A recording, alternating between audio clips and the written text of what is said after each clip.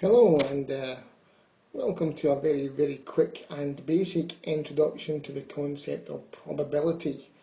The probability of an event is defined as the likelihood of it happening. Now, probability is something that we encounter all the time, and it's kind of misunderstood quite a bit, so we're going to try and just make things a little clearer. Now, when I write about the probability of an event, I'm going to use this sort of notation here. And depending on the mood that I'm in will depend on which notation I use.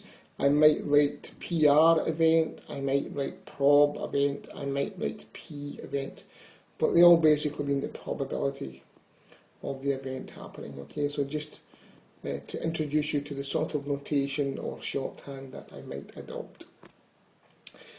So if the probability, now basically probabilities exist on a spectrum between 0 and 1, and everything that's going to happen will exist somewhere within this spectrum of possibilities.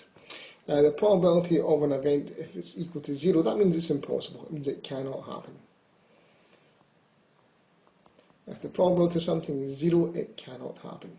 And at the other end of the spectrum, if its probability is equal to 1, then that means that it is certain. It means it must happen. And everything else comes along in this spectrum between impossibility and certainty. So, for example, the classic toss of a coin, heads or tails, you're going to get probability in the middle there of 0.5. Okay, that's your classic 50-50 chance, if you will. And we define the probability of an event as the number of ways of it happening divided by the number of possible outcomes. So if you think about a standard 6-sided dice with the numbers 1 to 6, each one equally likely to happen, then the probability of getting, say, a 4, well, there's only one 4 on the dice, there's 6 sides, so the probability is 1/6.